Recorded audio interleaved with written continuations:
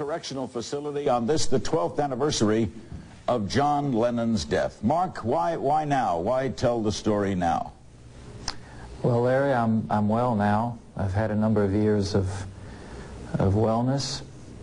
I feel good. There's always been things inside of me that I wanted to get out, to tell people why I did what I did. Did you contact the writer, or he you? How did the book come about? I met Jack Jones through a prison volunteer service group here, Cephas Attica. I talked to the late director, Harold Steele, of that group, and I wanted somebody to talk to. I was going through a number of years there of basic isolation, no visits, except for my wife, Gloria. And I asked to see somebody. He brought Jack Jones in. I didn't know he was a reporter for the local paper. I kind of freaked out. And after we got to talking, he promised me that everything we talked about would be off the record, and he kept that promise for a number of years. About 2 years ago, on the 10th anniversary of John Lennon's death, I contacted him formally and said, I've got to say something. I've got to come out with something. I was being hounded by the press all over, Larry, you know, international. Mm-hmm. So I wanted to do a statement, just a one-paragraph, simple, cut-and-dry statement. And he thought about that and said, Mark, we're going to have to talk a little bit about this. So I went back up to my cell and I prayed. And that's what I usually do when I have to make a pretty tough decision. I pray about it. And came back down the next day and I said, let's go with whatever you want to do. So he wrote a two-part article for the Rochester Democrat and Chronicle, which was printed worldwide in different languages, and it seemed to be received very well. Mm-hmm. And that's how we hooked up, through that article. All right. Your sentence was what, 20 years to life? 20 years to life. You have served how long now, Mark? 12 years to this day. Okay. You're eligible at 20 years for parole? I'm eligible for parole in 8 years. Okay. Do you have expectations about that? You're how old now? 37. Okay, how do you deal with 20 years to life? So you know you're going to be there till you're 45. Right. All right, how do you deal with that period of time? You know definitely you're going to be there another 8 years. In time frame, how do you deal with that? As a lifer, which is what we call ourselves across the country, people who are in prison for murder or worse, and who are doing life will try to take it a day at a time, and that's what I do. I've learned to do that. You naturally learn to do that through the years. If you don't, a day at a time. You're in trouble. All right. You have to do it a day at a time. You don't set a goal. You don't say, boy, 8 years from tomorrow, I'm going to walk out of here and do this. No. I don't think about the board. I don't think about 8 years from now. That's not any prerogative right now. Well, when you live daily, then, do you set daily goals? Do you say, like, today I am going to finish this book, write this thing? Yes, I write now. I write Christian short stories. One of them is in the back of Jack's book. It's called The Prisoner's Letter. That took me 3 years. I've just started a new one. I don't know when that's going to be through, but that's a goal right now, is finish this next story. That's it. Are you saying, Mark, that the young man who shot John Lennon was not you? What are you saying? It was me, Larry, and I accept full responsibility for what I did. I've seen places where I'm blaming the devil, and I hope that isn't kept going after this interview. I'm not blaming the devil, I'm blaming myself, but in the major sense, it wasn't me, because I'm better now. I'm normal, I'm functioning, I have a lovely wife, and we have a great marriage, as much as, you know, can be had from here, from Attica. But I'm not the same person in the major sense, because back then I was lost, and I didn't know who I was, but now I do. All right. But so it was you, but the personality of you is different now. Well, I didn't have a personality then, and I do now. All right, who was Mark David Chapman? On December 8, 1980, Mark David Chapman was a very confused person. He was literally living inside of a paperback novel, J.D. Salinger's A Catcher in the Rye. He was vacillating between suicide, between catching the first taxi home back to Hawaii, between killing, as you said, an icon. By the way, would you have killed someone else, do you think? Would Mark David have done that if it weren't Lennon? The Secret Service asked me that. If Lennon would had unfortunately died a few days prior, say in an automobile accident, would you have stalked someone else? I can't answer that question. I don't know. I was so bonded with John Lennon at that point. What I told them is I'd probably be crushed, and at that point I don't know what I would have done.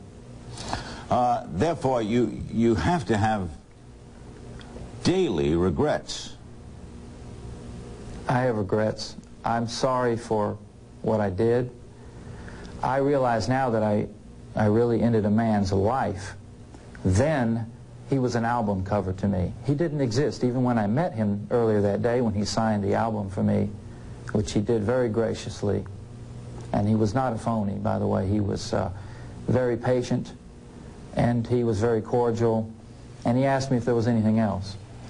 So if that didn't register, and I had also met his son that day, if that didn't register that he was a human being, then I wasn't perceiving him as such. I just saw him as a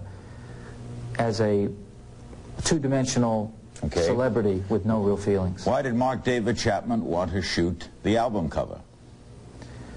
Mark David Chapman at that point was a walking shell who didn't ever learn how to let out his feelings of anger, of rage, of disappointment. Mark David Chapman was a failure in his own mind.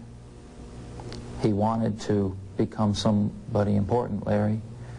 He didn't know how to handle being a nobody. He tried to be a somebody through his years, but as he progressively got worse, and I believe I was schizophrenic at the time, no one can tell me I wasn't, although I was responsible, Mark David Chapman struck out at something he perceived to be phony, something he was angry at, to become something he wasn't, to become somebody.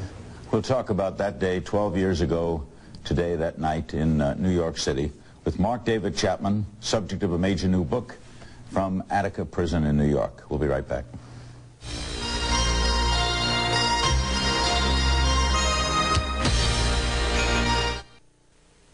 Welcome back to Larry King Live with Mark David Chapman. Mark, will you relive with us those terrible moments for you, for the world, for a lot of people around and in circles close to John Lennon? What happened that night? Well, if you want to pick it up from the night, I was standing there with a gun in my pocket. Knew you were going to shoot him? Sorry? Knew you were going to shoot him? Absolutely. Okay. Tried not to, praying not to, but knowing down deep it was probably going to come to that. Did you know it would be that night? Did you know you would see him again? Yes, I knew that morning, oddly, when I left the hotel, I had some type of premonition that this was the last time I was going to leave my hotel room. I hadn't seen him up to that point. That's what makes it interesting. I wasn't even sure he was in the building. And then I left the hotel room, bought a copy of The Catcher in the Rye, signed it to Holden Caulfield from Holden Caulfield, and wrote underneath that, "This is my statement," underlining the word "this," the emphasis on the word "this." I had planned not to say anything after the shooting. Walked briskly up Central Park West to 72nd Street and began milling around there with the fans that were there, Jude and Jerry, and later a photographer that came there. Okay.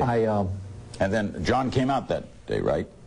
He came out. I was leaning against the gargoyle studded railing and was looking down. I was reading The Catcher in the Rye, and I believe he got into a taxi and disappeared. And then later that day, I had gone to lunch with, I believe, Jude. We came back. With who? With Jude. She was a fan there that was there at the building. And we struck up a conversation about Hawaii, about John Lennon. She'd been there a number of times. And at one point during the day, she had left, And John came back out. I don't remember him going back in from the taxi, but he was obviously back in the building. He was doing an RKO radio special.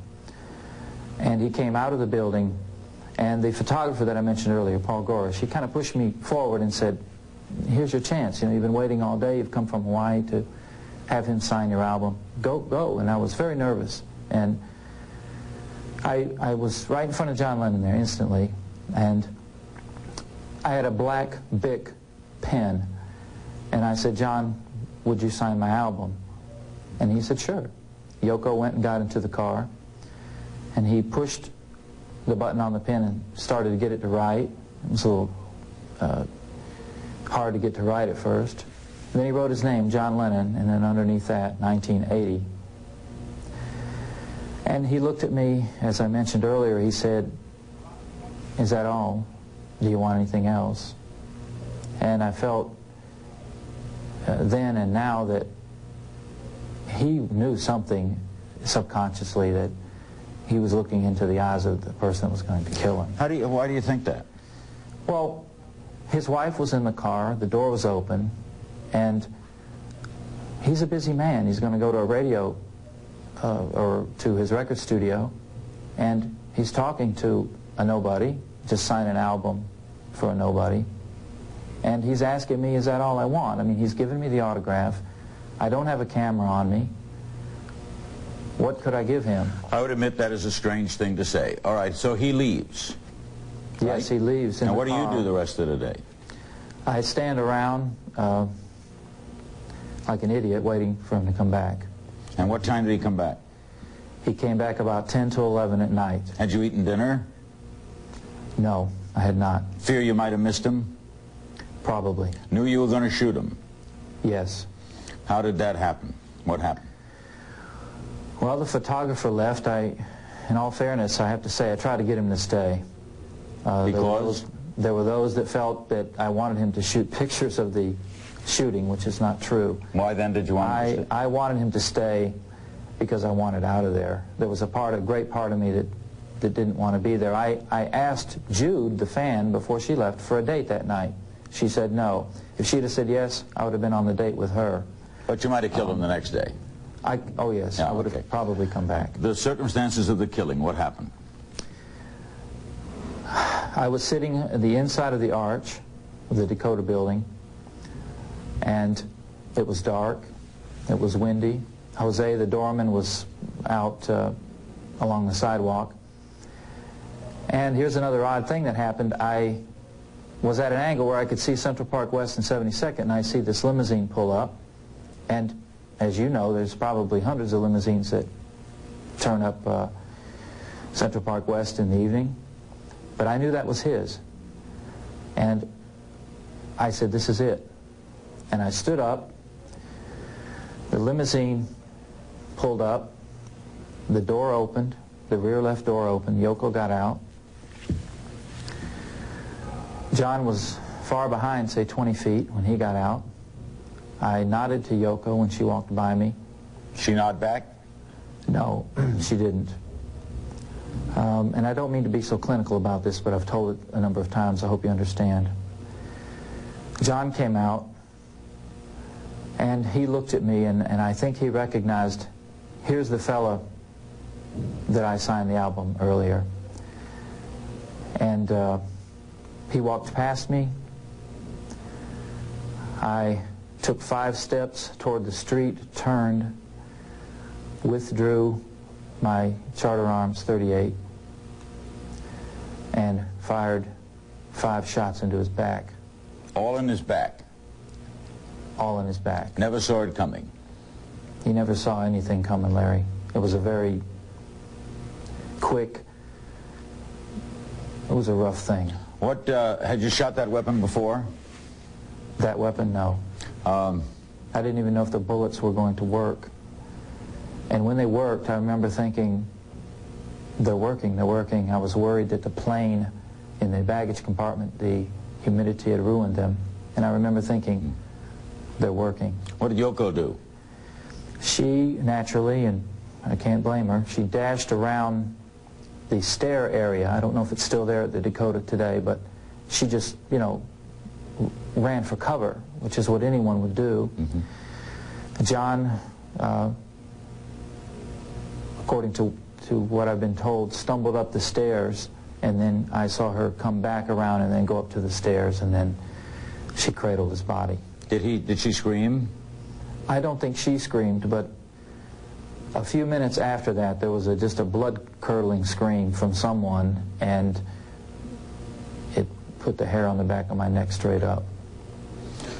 Were you relieved? No. What happened was I was in a...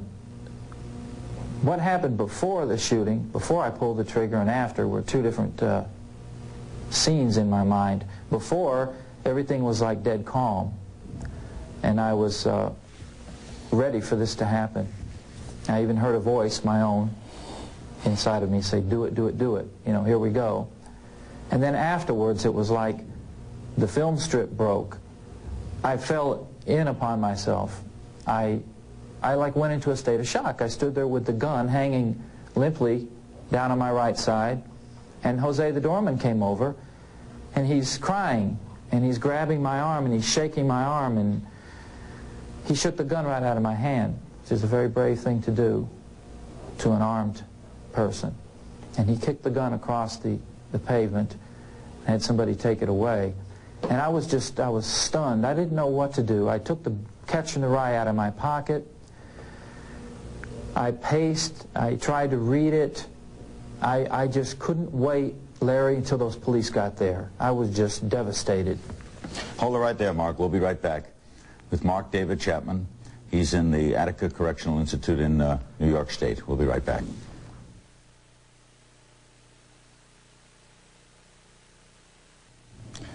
J.D. Salinger, who has not been heard from in years, he's reclusive, wrote Catcher in the Rye, a book read by millions, admired by millions. I wonder what he must be thinking as he, if he is, watching this. Mark, why are you blaming a book? I'm not blaming a book. I blame myself for crawling inside of the book, and I certainly want to say that J.D. Salinger and the Catcher in the Rye didn't cause me to kill John Lennon. In fact, I wrote to J.D. Salinger. I got his box number from someone, and I apologize to him for this. I feel badly about that. It's my fault. I crawled in, found my pseudo-self within these pages. In Holden. And played out the whole thing. But Holden wasn't violent. Holden wasn't violent, but he had a violent thought of shooting someone, of emptying a revolver into this fellow's stomach, someone that had done him wrong. But you're right, he was a basically very sensitive person, and he probably would not have killed anybody as I did, but that's fiction, and reality was standing in front of the Dakota. What, Mark, got you better? What cured what you believe was schizophrenia? Well, not medication and not doctors, but the Lord. I've walked in the power of the Lord now for a number of years. How'd that happen? Well, I became a Christian when I was 16, Larry, and that lasted about a year of genuine walking with Him. Through my life, off and on, I have struggled with different things, as we all do, and at those times I would turn to the Lord. The night of the death of John Lennon, I was far from Him. I wasn't listening to Him. I wasn't reading the Bible anymore. Today, I'm different. I read the Bible, I pray, and I walk with Him. He forgives me.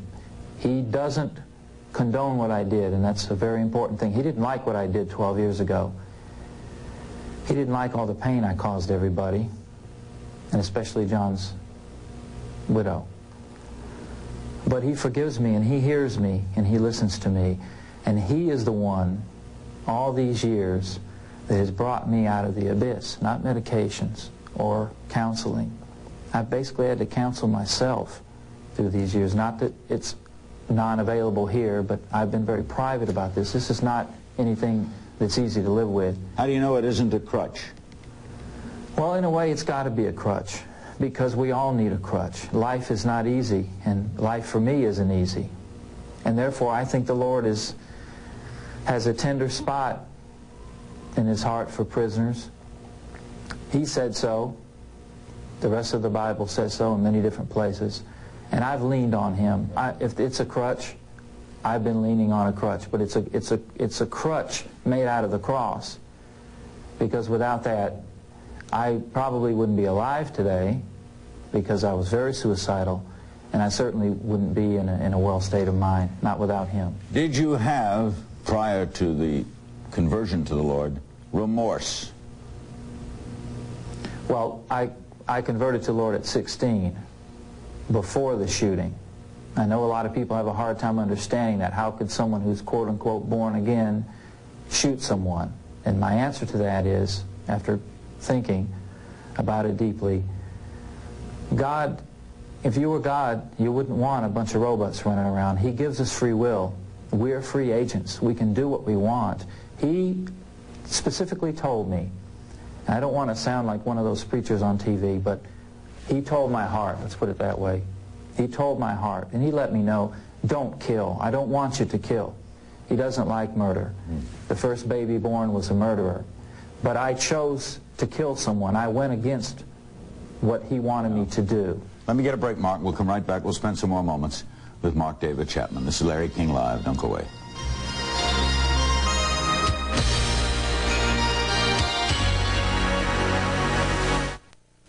We're back on Larry King Live with Mark David Chapman. Let's touch a couple of other bases, Mark. Do you expect to get out in 8 years? No, I don't. Do not? You expect to stay there for life?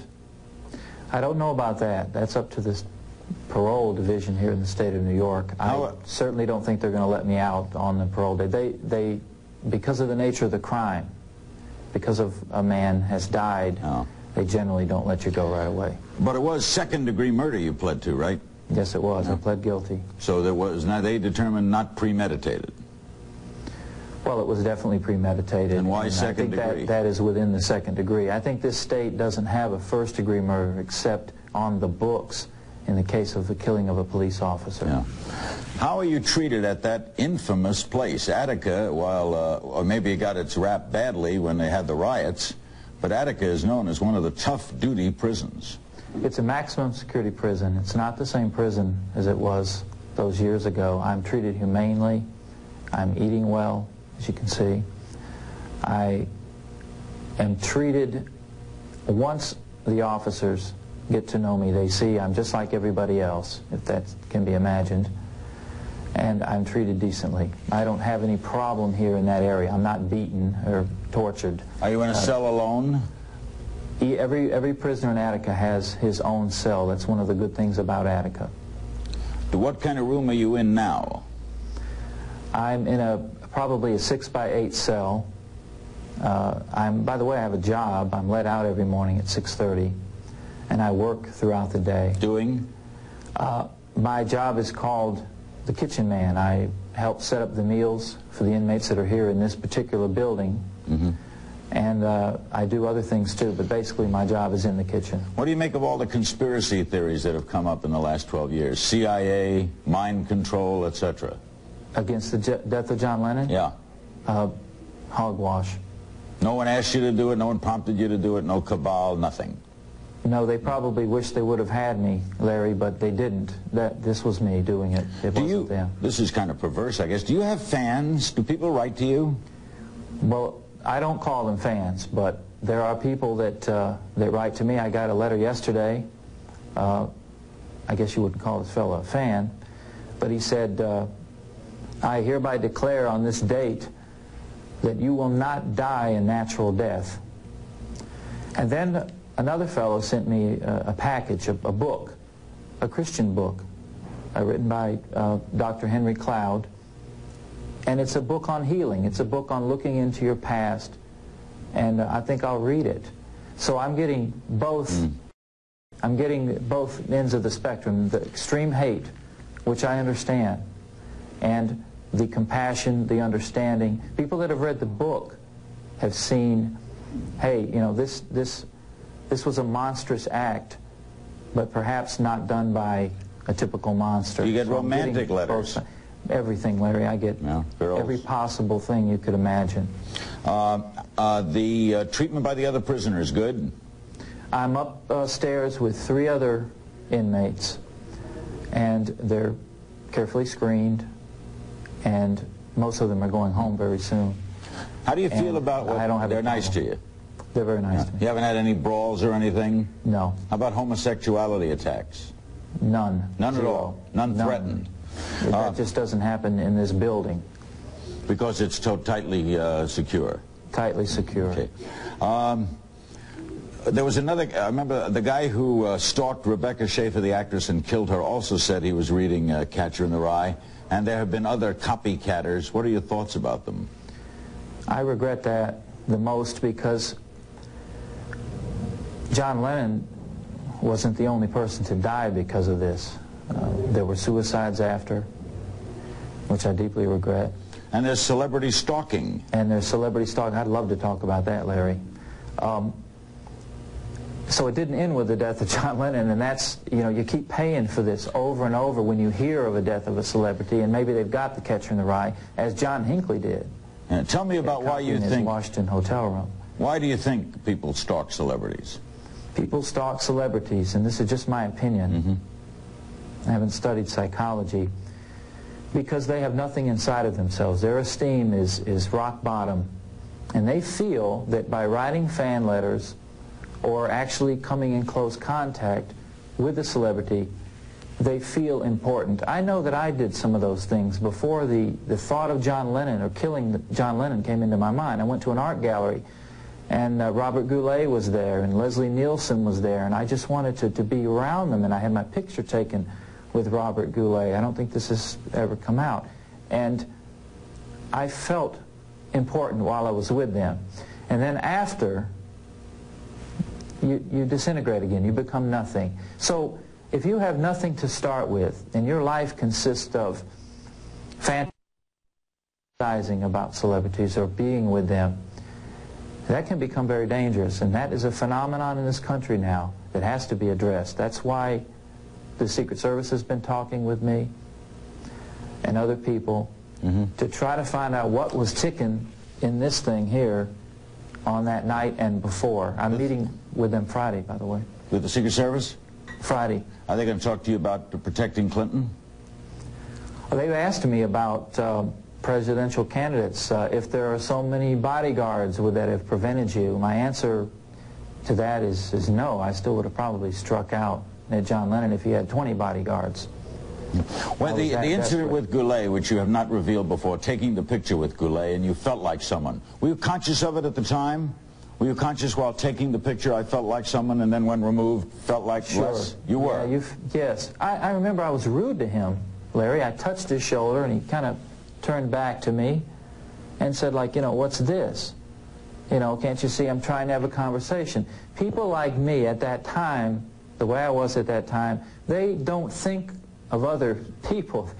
They're not polite. They're just, let me have my autograph or let me have my picture taken with me. They don't think of the people as people. Anyone who gets any attention sees this. Is there anything you could say to a celebrity to do about it?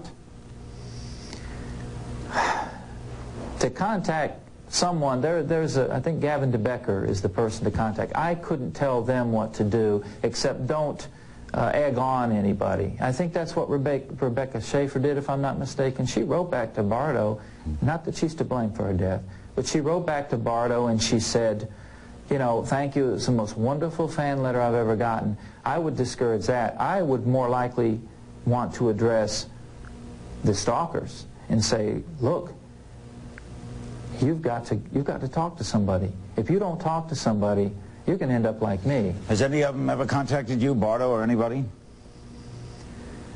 The first time I've ever said this, Larry, Robert Bardo wrote me 3 letters. I don't have them anymore. I tore them up. They were very deranged letters. After he killed her?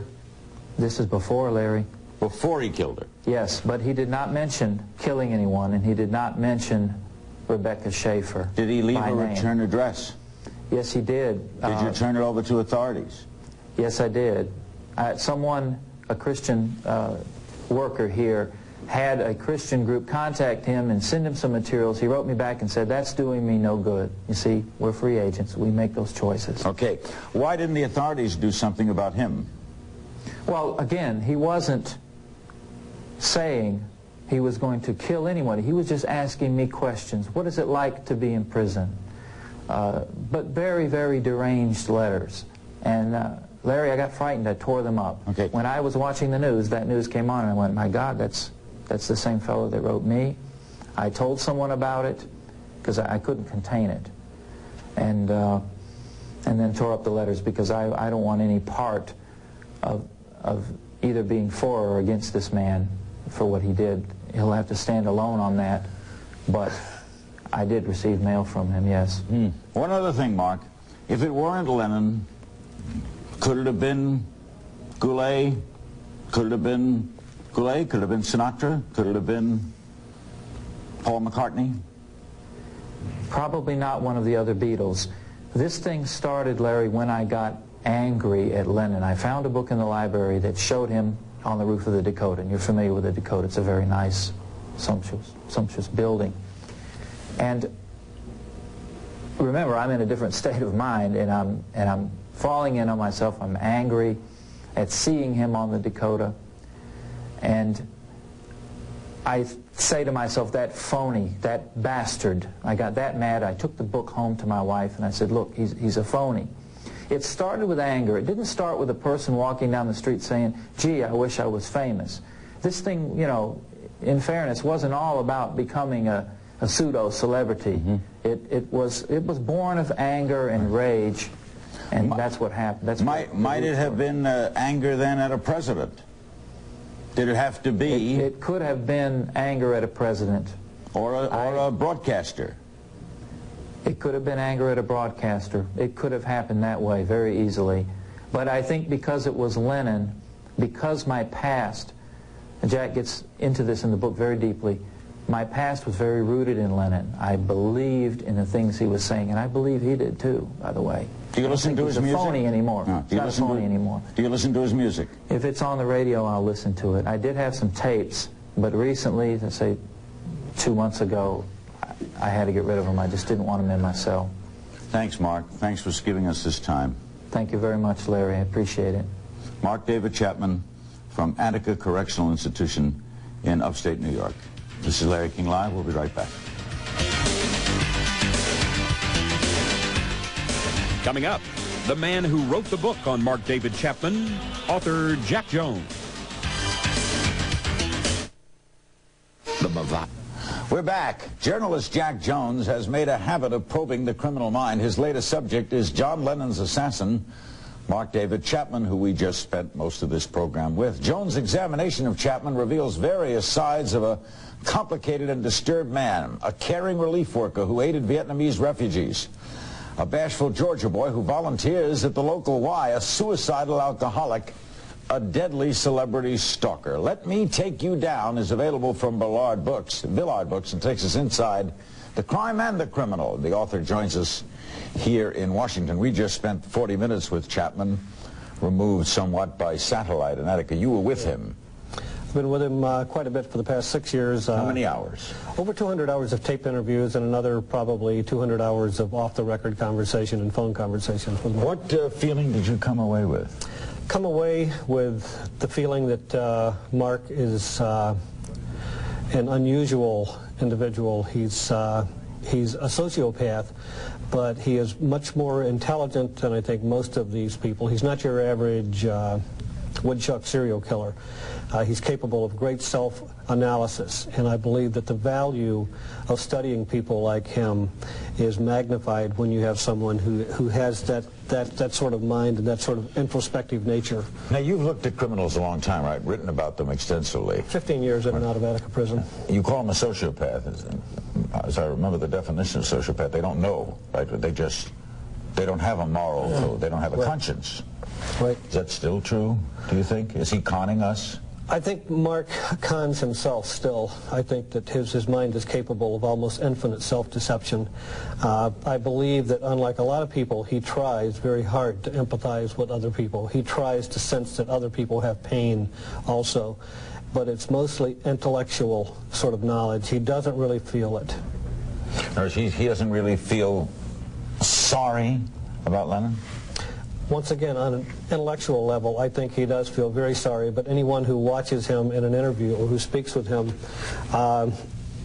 is amazed, I believe, at the way that he can return at will to the circumstances surrounding the killing, describe the actual details. He's unlike any other murderer I've ever known, including David Berkowitz, the son of Sam, and that ability to return to the moment of the crime as almost the defining moment of his life. Almost like a broadcaster would cover it. Exactly. How do you define that? What does that key in for you?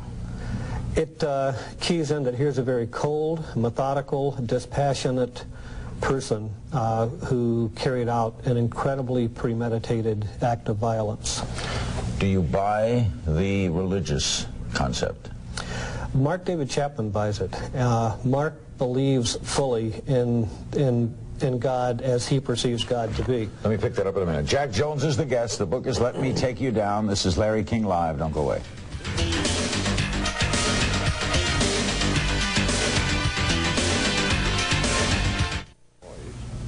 Our guest is Jack Jones, the author of Let Me Take You Down. He did a lot of extensive interviews with the son of Sam, the David Berkowitz. They're very different, right?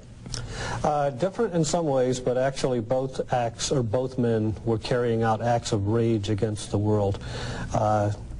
Berkowitz and Chapman both didn't come out shooting from the outset. They both built up to their acts of violence against other humans by... But Berkowitz killed indiscriminately and Chapman had a target. Right. Well, Berkowitz didn't really kill indiscriminately. He was looking for people, specifically people who might have been having sex in cars and looking for women who looked like his mother. He was murdering his mother over and over and over. And who was Chapman killing?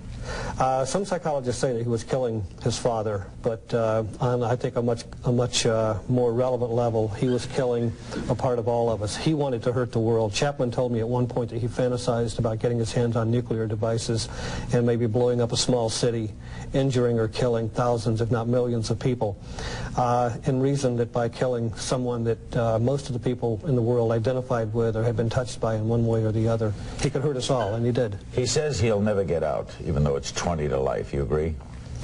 I don't think he wants to get out. I think the more relevant question here is, would he accept parole if it were offered? And I don't think, particularly if it were offered today or tomorrow, he would. Why? He would get out. I asked David Berkowitz the same question, and Berkowitz said, "Are you kidding me? If they ever put me out of here, of course I'll start killing people again. I belong here." Do you think Chapman would? Chapman is a little bit of a different situation, but I don't think anybody could say whether he might once again start obsessing and compulsing about another human being if he were outside of prison and forced to make his own decisions again about the day-to-day things like going to work. And he told me at the end of the program after the show that he was a big fan of mine. I'm not saying this for gratuitous things, and that he listened and watched all the time. And he told that to you too, right? Right. If he were out, would you ask me to watch out?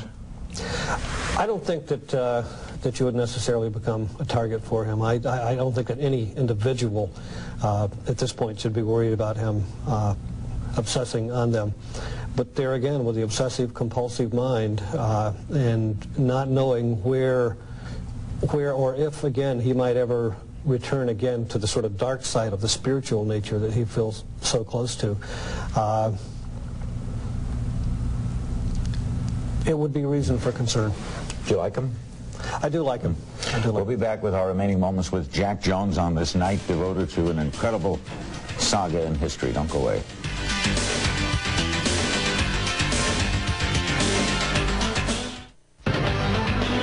For a transcript of Larry King Live, send $5 to Larry King Live Transcripts, Journal Graphics Incorporated, 1535 Grant Street, Denver, Colorado, 80203. Or call 303-831-9000. We're back with Jack Jones. How do you react to those who say that we shouldn't interview the Mark David Chapmans? There shouldn't be television shows or books.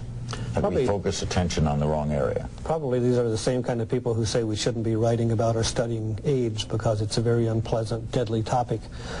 We have an opportunity, particularly with a guy like Mark Chapman, who has agreed to open himself up for exploration and study in hopes of preventing other Mark David Chapmans from coming along. And people who criticize journalists for exploring people like that, I think, miss the point. Do you think he believes he's sincere? I'm sure he believes he's sincere. You're not sure he's sincere, but he is intellectually sincere. Intellectually, he is very sincere. And yes, I believe he's sincere too. I just believe that the danger here is that he doesn't realize how deceptive his own mind is. He's his own worst enemy. This is a classic. Exactly. Right? Exactly. You compared him to Hannibal Lecter? Well, actually, he compared himself to Hannibal Lecter in a couple of instances. He talked of having almost hypnotized a fella in a cell next to him at a previous institution where the guy was cursing him, yelling at him, and the fella went into an epileptic seizure after Mark had talked to him in this slow voice about a cobra that was under his bunk and was crawling up the bunk. And you think it'd help us prevent future stalkers? I think he can. I think that someday we'll be able to identify sociopaths, just like someday we'll be able to identify what causes AIDS and cancer. Thanks, Jack. Thank you. The book is Let Me Take You Down. We've devoted the program to it tonight. Hope you found it interesting. Thanks for joining us. Good evening.